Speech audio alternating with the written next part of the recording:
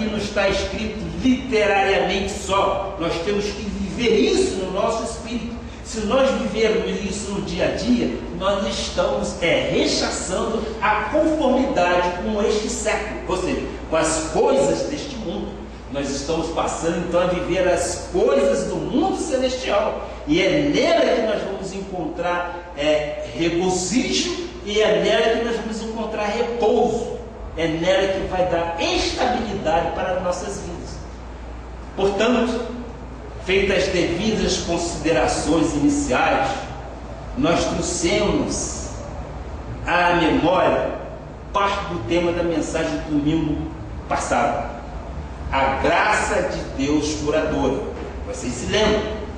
Vamos agora entrar em 5 pontos relevantes nesta noite. Vamos continuar vendo como Deus diz de mim para que eu me sinta realmente curado, não me conformando com este século. Ponto 1, são 5 pontos. Ponto 1, Deus te aceita como tu és. Amém? Deus nos aceita como nós somos. Por que eu digo que Deus te aceita como tu és? Porque Ele é o bom pastor que cuidadosamente cuida das ovelhas. E Ele já te deu a vida, estando vós mortos nos vossos delitos e pecados. E Ele já te deu a vida eterna. Você jamais pode perecer, porque ninguém pode tirar você das mãos dele. Você é tão importante que Deus te aceitou como você é. Ele não te chama para prestar contas aqui nesta terra. E eu sempre digo, tudo lhes é lícito, mas nem tudo lhe convém. Então, quero aqui ratificar: o nosso Deus não te pede contas a prestar. O nosso Deus carregou na cruz do Calvário os nossos pecados. Então Ele não imputa pecados sobre nossas vidas. Você sabe que nós vivemos num mundo conturbado, num mundo mau, onde a sociedade é confusa, onde os homens que não têm Cristo são chamados de ímpios, se desviam da verdade. Se a Bíblia diz que Ele nos aceita como Ele é, então podemos começar uma vida mais confiante, com maior segurança, e que não tenhamos que nos curvar, mas viver de uma forma triunfante. A confirmação de Deus que nos aceita como somos está em Romanos 12, versículo 1 e 2. Por gentileza, rogo-vos, pois, irmãos, pelas misericórdias de Deus, que apresenteis vossos corpos como sacrifício vivo, santo e agradável a Deus, que é o vosso culto racional. É o que nós estamos fazendo aqui. É o que nós estamos fazendo aqui, prestando um culto com os nossos corpos por sacrifício vivo, santo e agradável a Deus.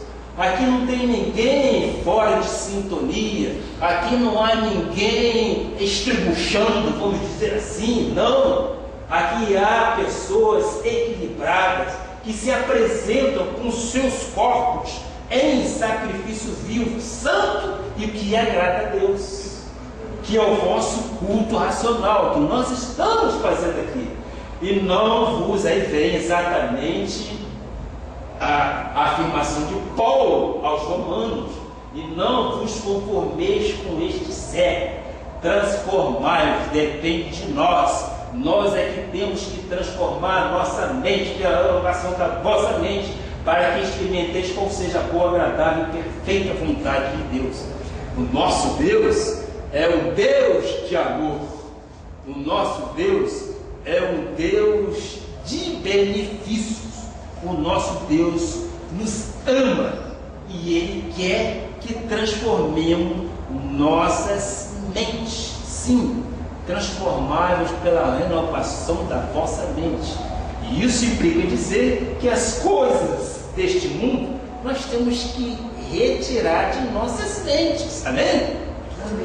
vamos viver pensando conforme o mundo vive. Que se nós vivermos pensando conforme o mundo vive, nós vamos ter problemas tremendos. E para nada adianta nós nos reunirmos aqui para apresentar os nossos corpos como sacrifício vivo. Nós estaríamos perdendo tempo. Aqui está, então, a grande chave que Deus nos tem revelado. Glória a Deus por isso. A não conformidade. A tendência do homem é aceitar derrotismo, é aceitar incapacidade, é aceitar doenças e tantos outros problemas. O mundo não é modelo para nós. O mundo não serve para que nós possamos mensurar nossas vidas, não. O mundo, conforme diz, jaz no maligno. O mundo não aceita aquilo que não estiver em linha com a palavra. O mundo sempre vai refutar aquilo que estiver de acordo com a palavra. Por que muitas das vezes o ímpio nos vê de forma diferente? Porque o mundo não nos recebe.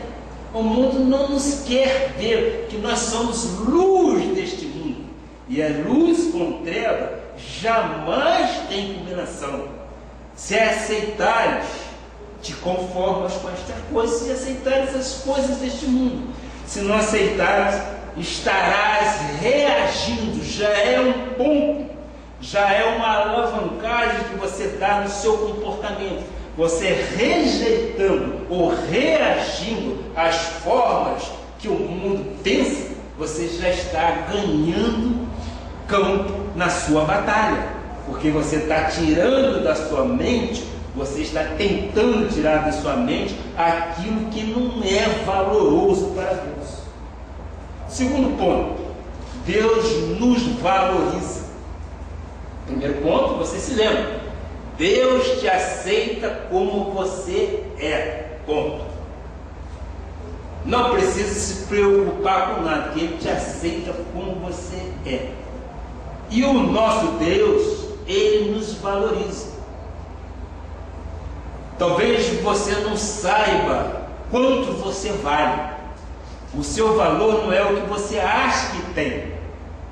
Que nos valoriza é o Senhor Jesus Cristo. Nós somos dele. Nós somos propriedade exclusiva dele, meu amado. Nós somos amados de nosso Senhor Jesus Cristo. Se nós somos dele, é ele que nos dá valor.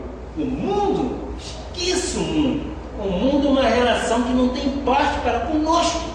Então, se nós somos dele podemos descansar e esperar vitórias em nossa vida. Por isso, em 1 João 4, versículo 4 diz: filhinhos, 1 João 4, versículo 4 atrás, eu vi filhinhos. 1 João, filhinhos, vós sois de Deus e tendes vencido os falsos profetas, porque maior é aquele que está em vós do que aquele que está no mundo. Amém?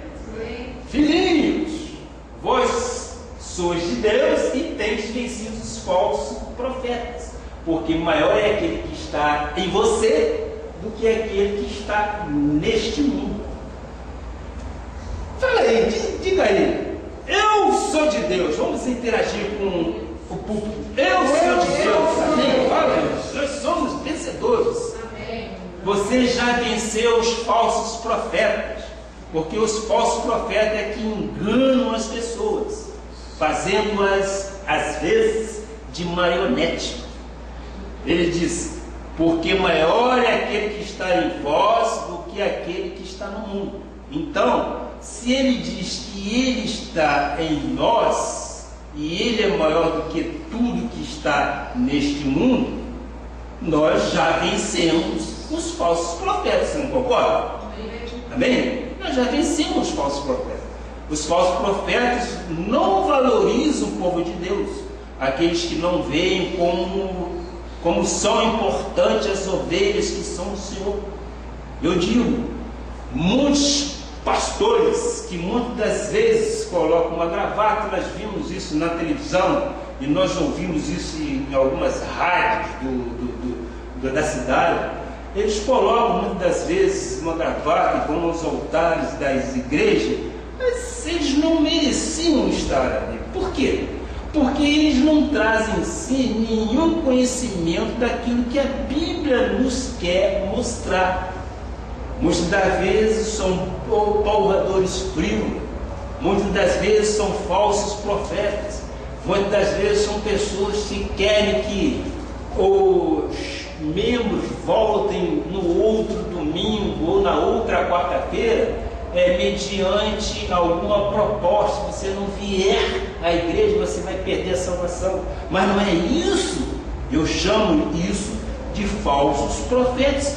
Não é isso que a Bíblia diz. O falso profeta, ele não valoriza o ser humano, ele não valoriza a ovelha, mas aqueles que conhecem a graça de Deus dão o devido valor, porque você é valoroso para o Senhor. Você tem valor, e o valor que você tem, ai de mim se eu não der o valor que você merece. Você é um amado do Senhor, você é predestinado desde antes da fundação do mundo. Se eu não te valorizar, eu estou indo contra aquilo que o nosso Deus nos ensina através do chamado manual de procedimento, que é a Bíblia Sagrada.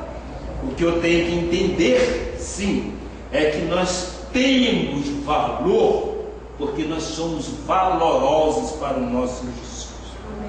1 Coríntios 7, versículo 22 e 23, por gentileza. 1 Coríntios 7, 22 e 23. Não tem? Porque o que foi chamado no Senhor, sendo escravo, é liberto do Senhor. Semelhantemente, o que foi chamado, sendo livre, é escravo de Cristo. Por preço fostes comprados, não vos torneis escravos de homem. Vixe, é o que diz a Bíblia. Não sejas escravos de homens. São os homens que escravizam as pessoas. São os homens que põem os pés em cima das pessoas. O indivíduo acha que botando uma gravata e um paletó e se chamando de líder é um pregador. Já tem o direito de fazer o que quer com as pessoas. Isso, no meu modo de entender, é humilhar o povo de Deus. Porque Deus diz que Ele valoriza, por que eu vou trazer e vou imputar pecado sobre aquela pessoa? No século 21, num país de clima tropical, principalmente lá no Sudeste, Nordeste e Norte, um país que chega às vezes aos 40 graus, ver pessoas com roupas longas, nós já vimos isso, não é isso? Ver pessoas com roupas longas, compridas, vestes estranhas, cabelos enormes, eu acho um absurdo. É como se o pastor tivesse domínio sobre as ovelhas, porque tem muitas igrejas que ainda se preocupam com o estereotipo da pessoa, com aquilo que se externa, com aquilo que é de aparência. Eu digo, amados, o rebanho é de Jesus. Eu fui constituído